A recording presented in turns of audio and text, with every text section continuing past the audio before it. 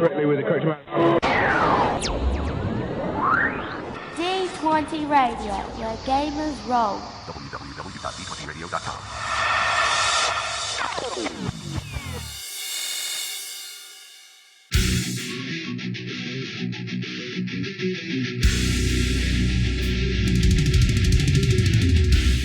Welcome to Me and Steve Talk RPGs, a podcast where me and my friend Steve try and help you get the most out of your role-playing game experience.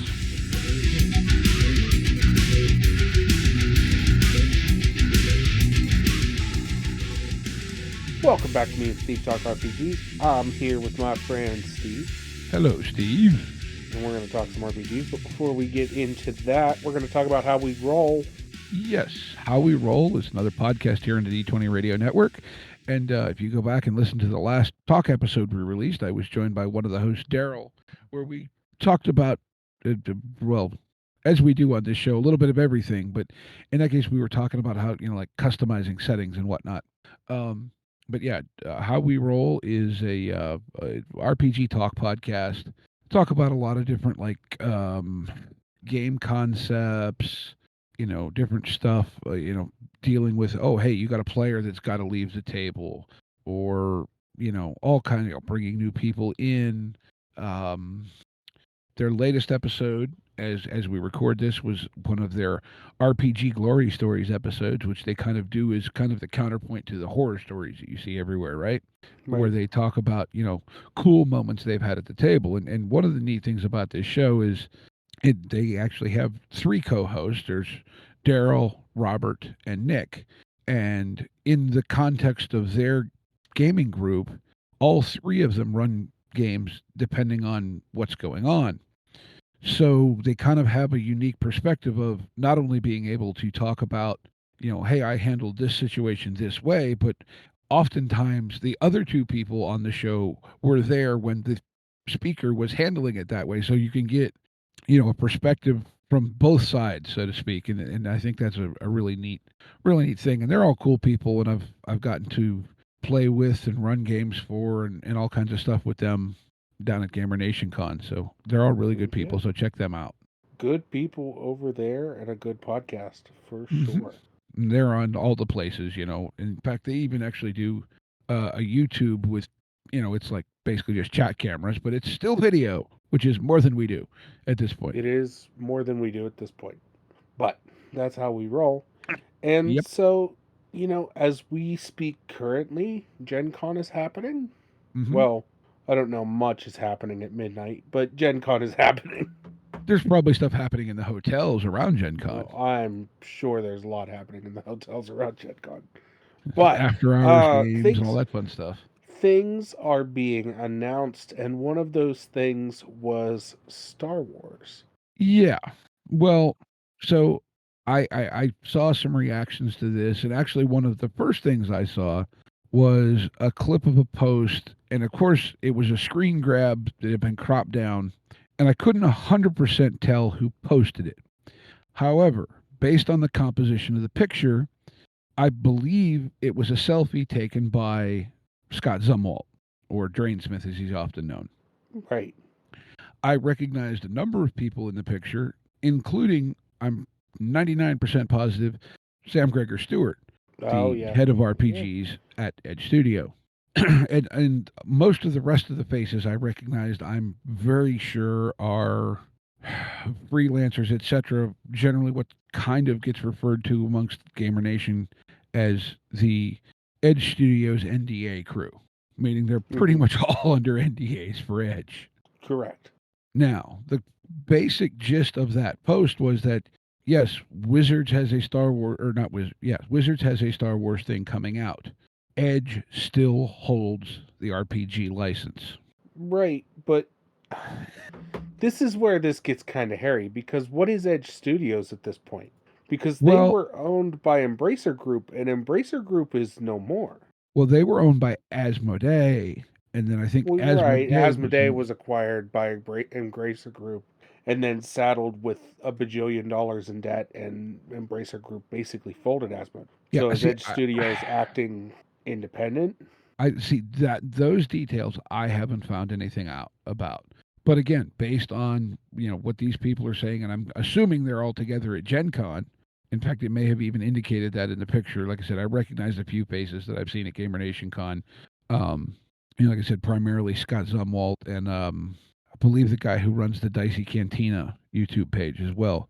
And it may have been a couple other faces. I don't have a screen grab of that pulled up right now to look at it and try and make them out. But so the gist of what I've been able to read and a little bit of quick searching, between work and whatever today, was that what Wizards announced was they're doing this, I forget what the hell they call it, but it's basically a alternate universe series that they're doing. Okay. And I guess so they like a what previously I'm sorry? Like a what if type thing. Kind of. Okay. And so they had previously, I guess, announced that they're doing an Azeroth book or two, which is, for those of you who didn't play it, that's the World of Warcraft setting. They announced something about a 5th edition Dark Sun book, and then this Star Wars Seasons of Rebellion thing. Now, that is, from my understanding of the articles I've read, basically what they said. Okay. Most of the speculation I've seen in those articles was saying this is likely a 1-2 book thing, not an in-depth series. They're not going to go down the road that they went down in the later days of 2E or even, Right. 3.5. Right. And I saw a little bit of that. Chris, GM Chris was saying a little bit of that on Facebook. I saw that it's only going to be like a 1 or 2 shot type thing. Mm-hmm. That it's not really a long-term solution for the Star Wars IP, which I don't know that that's necessarily a bad thing. I mean, we'll see how this 1-2 shot thing goes, but Hasbro's current track record being spotty to say the best. Well, I'm going to say this from my perspective, and I had said before that I might buy a Dark Sun thing if they came out with it. At this point, no. I'll source the old stuff. I'll run it with that, or at and this I don't point, even understand. They're supposed to be the Dark Sun thing is getting put on like a quote unquote grittier system. So I don't even know what that really entails. Like, why are we putting Dark Sun like I don't know, maybe a more mature system, but I just can't. It's so hard for me to be like, oh yeah, I'll just run out and buy another Hasbro thing right now. So Dark Sun always was much more gritty, Right? and if you will, adult themed. Yeah, I saw something about that potentially, being like a wrapped book in stores and whatnot, with adult content, blah blah blah. I'm going to say this, and this is my perspective only, and no one else obviously has to feel the way I do. At this point, the Hasbro controlled WotC can go fall off the back of a fire truck. Oh yeah, absolutely. And that's a clean way to say what I'm thinking. Yeah, no, I think I'm in the same boat. They don't make a product I'm interested in. They don't. It's not. Yeah, I don't know. I feel bad because that's like the major market share of the industry, but the fact of it is that it's horrible.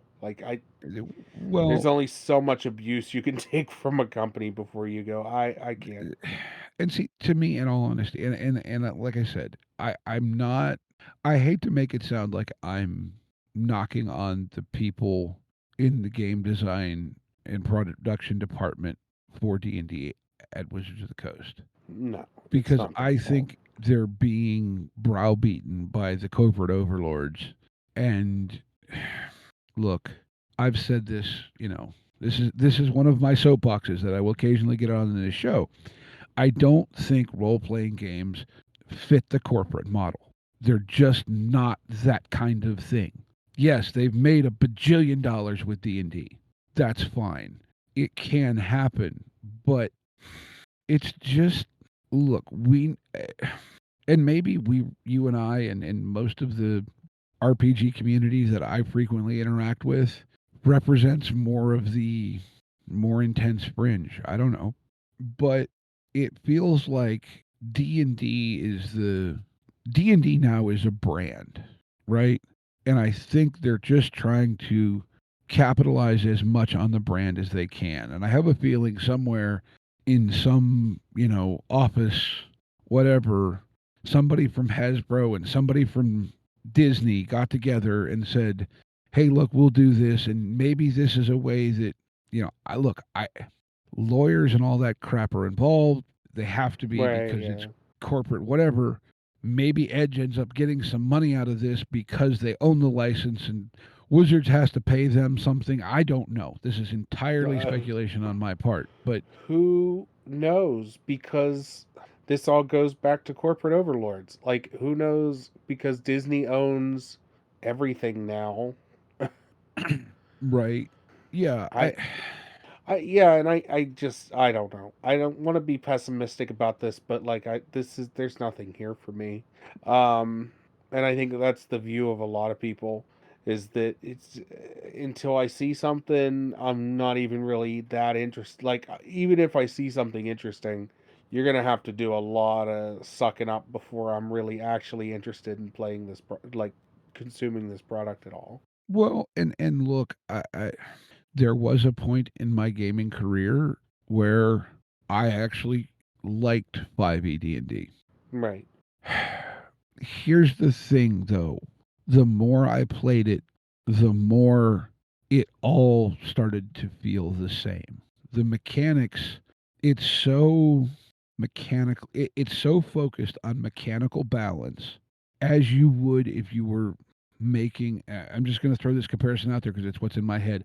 As it would be if you were building a video game, okay, where you want all the same choices to be reasonably equally valid. Right. Okay? It's like they tried to make a video game on paper. Yeah, I think that's what they were going for. And That's the lowest common denominator type thing. And I think at this point, I've played enough 5e to just know that I don't like. There's nothing that excites me about 5e anymore. Nothing. Not a lick of it. I don't care to be that constrained by rules when I'm playing make believe. Well, and yeah, I completely agree with you. I think it's unacceptable to be that constrained. Well, look, it also depends on how you want to play it, right? Because if you're playing it as a we'll call it a LAN party, you know, MMORPG, then that's a good thing Yeah. in a sense, right? Right. But for me, if that's the experience I want, I'll go I'll go play an online game. Right, exactly. Yeah, if that's the experience that I want, I'll go play an MMO. I could join up with like I'd go back to 14 tomorrow. Final Fantasy Yeah, 14 was my drug of choice and I will gladly go back to it tomorrow. yeah, see, Like I have I quit playing WoW about 14, 15 years ago. right. And it's just, I got, I don't know, it's a thing that like the problem with that for me, it became I no longer wanted to spend the time to play it at the level I wanted to be able to play at. Right. Because there comes a point where if you're raiding, you whatever, you're chasing gear and you have to do the things and do the raids and farm for the reputation to get this bit of gear, that blah blah blah blah blah blah blah. And look, it's a wonderful business model for like it'll keep you coming back to the thing. But at some point, I just got to where, you know what? No, I don't want to go, oh, hey, I need to log in every day and do an hour's worth of the same shit that I did for the last 16 days or, however many months or whatever, and then do 3 hours of a raid and nothing else is really challenging me. When Right, it becomes, exactly. again, I never played 14, so I don't know how that worked. But it became a thing of, oh yeah, go on, run, because at the time I was playing, last I was playing while my main character was a tank, Mm. and so it became, yep, I'm going to go on, I'm going to do my heroic instance, etc., and it's just basically speed run. Because Right. I was not an elite level raider by any means, but I did get a Lich King kill. You know, Right. I was geared up enough Yeah. that I could run the instances pretty damn fast, but at some point it becomes we're farming, and maybe it's my age, maybe it's something else. I don't want to do the farming thing anymore. You know what I mean? Like I just don't. Right. And I guess maybe that's the difference. With an RPG, you don't have to do that. You can do that all off screen. Say it doesn't. You know what I mean? So maybe there is a difference there. But more than that, I kind of want to be able to do the weird thing. Yeah. The things that you and your buddy dreamed up that, Oh yeah, man, yeah, this yeah. would be No. neat. I want to take me and my buddy, the IG droid, and go do something ridiculous across the galaxy. And see, here's the other thing about it. And people are going to say, well, Edge hasn't put out anything for Star Wars in a couple years. Okay, they haven't. What realistically can they put out Yeah. that What they have they aren't? not covered? And I know I don't know the details of it, but I do know that um the layers of approvals and stuff that they have to go through because of the way the license works wildly hold up things. I Right. saw Daryl posted something on in a conversation I was on Facebook today about they released a Force Awakens starter game. They had it ready to go to coincide with the release of the films, but by the time it got through all the Approvals. steps of approval and what, it was 14 or 16 months after the release of the films before the box dropped. That's And then also, people, oh, we want a Mandalorian source book, we want a whatever. Well, apparently, and again, this is kind of based on some things I heard Sam Stewart say at a panel, things like this. The license that they have covers covers very specific portions of the timeline. right. So, under their current license, they may not be allowed to make a Mandalorian source book. And let's be honest, what are you going to have in the Mandalorian source book that That's you different can't than get? anything else. Oh, you're going to have a Razor Crest. So, tweak the Whoa. stats on. Look, Starships and Speeders has all kinds of things in it. Right. Like, I don't know, maybe it's the instant gratification, whatever. But see, this is what makes RPGs to me not fit the corporate whatever very much. Because once I buy the book, I don't need you anymore. Right. Exactly. So, and Edge, in a sense, FFG Edge, kind of did the lots and lots of splat book thing. And they did it in a way that made you want to buy it because it had a couple new races in it or a couple new careers or, whatever. Fine. And I get that, right? But at some point, we're just rehashing everything we already had.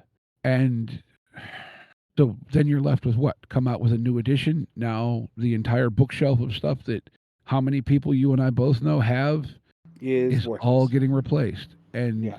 at some point, some of us just stop because you know what? Look, how many people do you see online going, "Oh, I just play WEG Star Wars." Hey, if you got the books and that's how you want to play your Star Wars, good for you. Yeah. You know, There's like I, nothing wrong with. like I said before, if I ever want to do something with Dark Sun at this point, I may just run it in the original Dark Sun because, Savage quite Worlds. frankly, I want to tell stories and deal with the world. I'll deal with how the system makes me do things at the table. But like I said, throughout Savage Worlds, probably work well in there better than May, most things. see, here's the thing though that and uh, how do I want to say this? I think most systems can handle most settings, Well, yeah, yeah, right tweaks.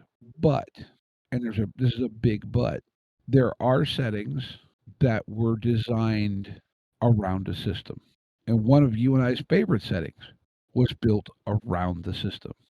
Keith Baker's conceptualization of Eberron was based on how the mechanics of at the time was it 3.0 or 3.5 D&D worked, and the whole ethos of well, this works this way, so what's the logical extension of that?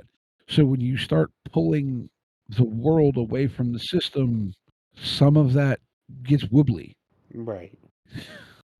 And so I'm not trying to, be the old grognard getting up on a post and saying, or you can only play it in the system it was designed for, because whatever, look, make yourself happy. But at the same time, I think system only goes so far, and then, it's just buying the same pair of shoes in another color. At the same day, at the same, like, it's you and your friends making pretend. How you want to do that, I don't think it really matters as much as you and your friends making pretend. Right. And I, like, I'm not trying to say that, tell anyone to not go buy the stuff that Wizards is coming out with. If you want to buy it, knock yourself out. Okay. I'm just saying, from my perspective, I don't I'm not care. touching I it. have things, I have enough of the Edge books. I have enough of that material that if I want to play in that universe, that's what I'm going to use. The only way I'm putting hands on this is if people in the know come out and are like, "Oh, this is excellent," and even then, I'm sort of like, I'm good. But, th- yeah, I don't know. I don't know I, that this is, and I feel bad because there are people that worked on this, and it's like that's great. I'm glad that you got your chance to work on the Star Wars RPG, but I don't know that I want to put my hands on. I mean, I feel like it's probably going to be something similar to like be it Lord of the Rings, Atla, whatever stuff that they've done with Magic the Gathering. Yeah. And Well, and the Magic the Gathering stuff it's a disaster, but I, because there's a lot of fans of Magic the Gathering that aren't happy with how much crossover material there's been. oh look, I'll be completely honest. I started playing MTG Arena a while back, and then the Atlas set hit, and I was just like, "What is all this?" I don't, and I quit playing it. I Yeah. never sunk any money into it, but No, but it's like, enough to make you go, "What? No, I don't want any of this." I mean, I was already trying to remember mechanics from, 25 years, 30 years ago, and the changes, and then they start adding all this bend, that bend, blah blah. Look, and look, if you're an Avatar fan and you thought that was great, good for you. You want to, but it was just like huh? Yeah. Yeah, I get it completely. Well, any final thoughts on this before we move into game of the week? I don't know. I mean, I think just to a certain point, look, if you want it, fine. But I think one of the beautiful things of a hobby based around printed material is that that material still exists. Well, yeah, you We can. didn't, It didn't just go away. It's not. Yeah. you brought Well, up a at least topic, not I don't yet. know, a couple months ago, about old editions. Look, the stuff's out there. You can find it, Oh yeah. especially in the modern era with, be it PDFs or scanning or whatever. And Well, look, go to like a half price books. I hit the half price books in Pittsburgh every once in a while and find all kinds of stuff. I Or I'll went go at, to what was that? I actually was, within the last, I don't know, month or so, was out at the one in Monroeville, and they didn't have a single role playing book I could find. Really? They had the graphic novel game section, but I could not find any RPG books in it. Um, hmm. Like, I didn't look that hard, but usually there was a There couple was of a shelves. section. So they had moved some stuff when I was there last. There was a section over in like fiction that was RPG Oh, game books. It was like with they had some other stuff over there. kind of like across the aisle and maybe back in a shelf or two from where it Yeah. was. Yep. Yep. Yep. Okay. I didn't dive in because I was actually there with my little nephew, picking Oh, up some gotcha. books, getting him some books, and so I wasn't like Right. wandering through the Super whole looking. store like I would if I was there for me. Yeah, it was in like the second aisle of the non of the fiction stuff, and I was like, oh, this is a weird spot for this, but okay. Yeah, But yeah, they had everything was all turned spined out, so you could take a look through. yeah, But yeah, no, and but even that, like like go to a local game store. I'm sure they probably have books laying around. You know what I mean? Like, mhm. uh, You could find it if you want it. Even there's even if places you in want it, yeah.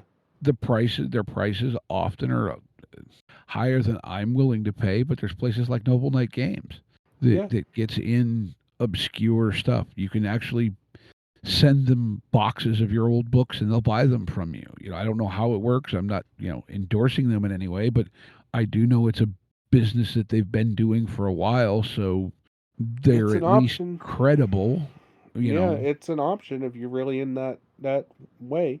Um, Yeah, I think what you've said is pretty much what I've agreed with everything there, and I think it's just a pointless cash grab at this point, and it's going to draw in an X amount of players. We're going to hear about it, and those look, players are going to be hooked on an ecosystem that isn't something that I necessarily want to do. But more people in the hobby is a good thing.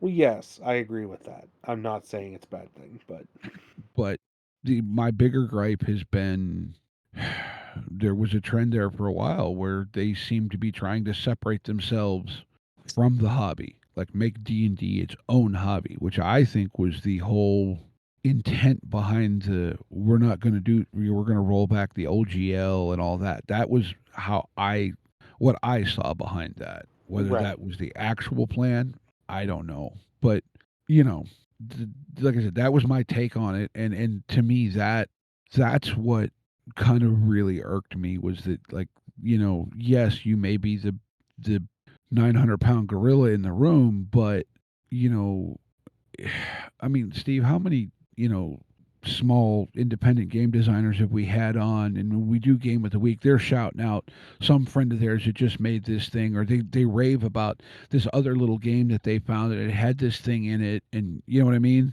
right, yeah, And that's like so completely opposite of everything I hear coming out of the WotC camp, and again, at this point they're being controlled by the corporate everything and whatever. Because I mean, Peter Atkinson, what I've seen of like his posts on social media, he seems like just a genuine gamer nerd right. that basically got lucky and made a crap ton of money at it.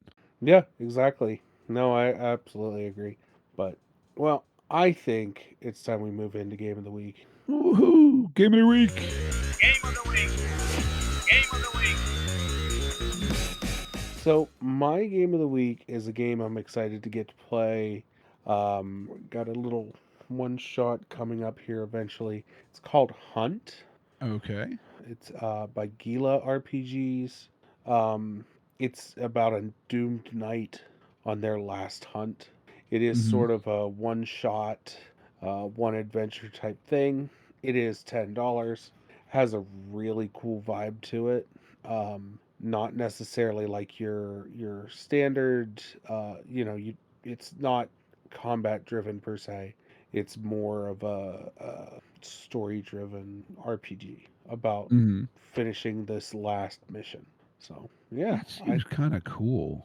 it's got a vibe. It definitely Yeah. has like a very clear vibe to it that I really liked. So Yeah. That looks people neat. were people were talking around me as like, oh, we're gonna try and play this, and I was like, hey, what is that? They're Yeah, like, do no, you it want to seems play? I was like, yeah. well, that's cool. You said that's called Hunt? Hunt. Yep, All and there will right. be a link to the I think it's an itch.io page or a GitHub page. Yeah, I think it's itch.io. Um, all right. Well, I'm actually gonna, and I think this is one that I used a long, long time ago, but I actually went and bought it today because I keep seeing it in. I have like 3 different wish lists to help me keep Right. track of things. Amongst that being things we've used for Game of the Week. But I also will save things to that with the intent to use them, and then for whatever reason I don't. And so anyway, this is a game. It's been out for about 8 years now. It's called Punk's Been Dead Since '79. Hmm. And what kind of, I don't know, like I said, I kept seeing it in my list. And so for whatever reason, I opened it today and started looking at it. And so their description is players are punks in the 90s and early 2000s. Their life revolves around going to shows and living the scene. The game is about finding your world in a place that hates every that hates anything different, finding an identity in a society that craves conformity, and finding yourself in a subculture that can't make up its mind about what it wants to be. It's about small towns full of religious extremists, violent rednecks, and equally violent punks. It's about going to the American Legion Hall every other month in hope of seeing Public Urination play a set.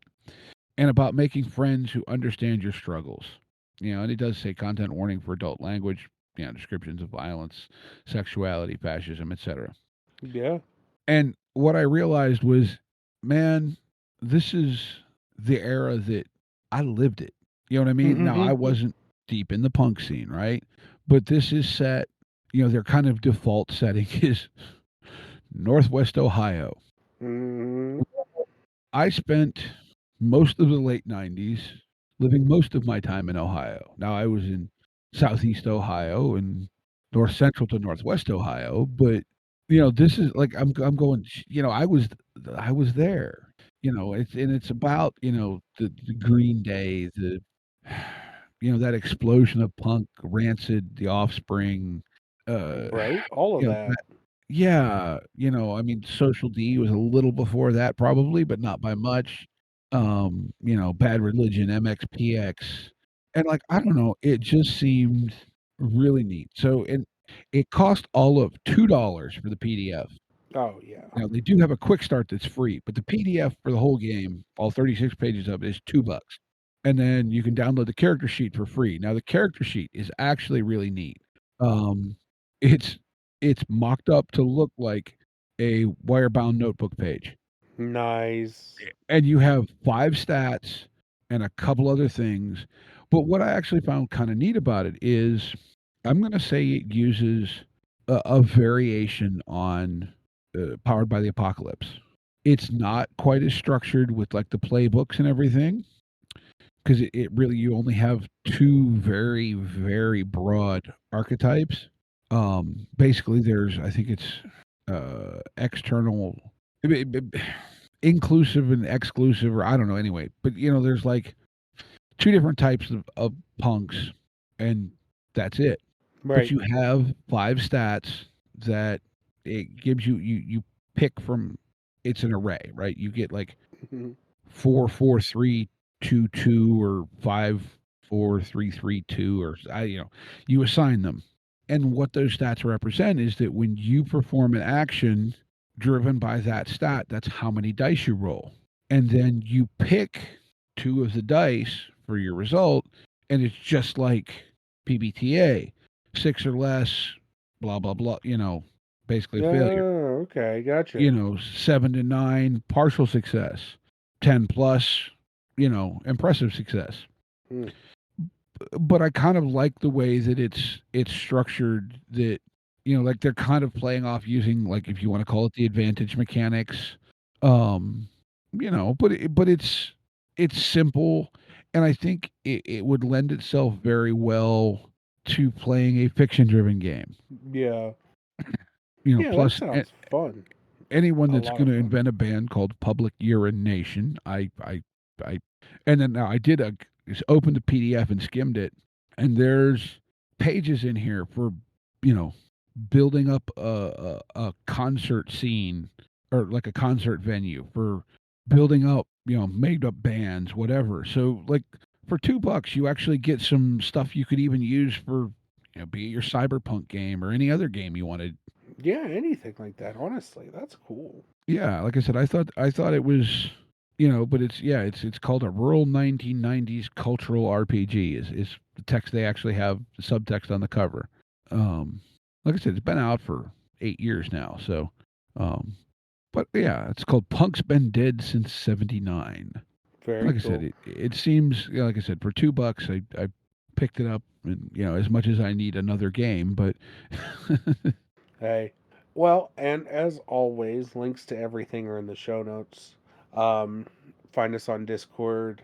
Find us on YouTube to listen to us, or any podcatchers. Yeah, and as always, we want to remind everyone to be kind to one another and get out there and play some RPGs. yep, take care, y'all.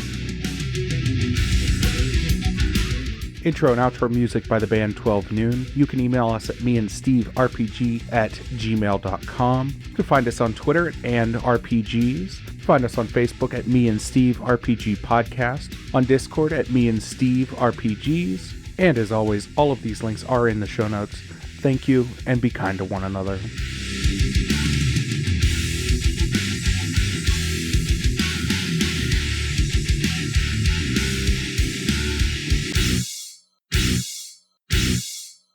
cigar? Cigar, $20, dog. You got to go down the street to the store and buy that.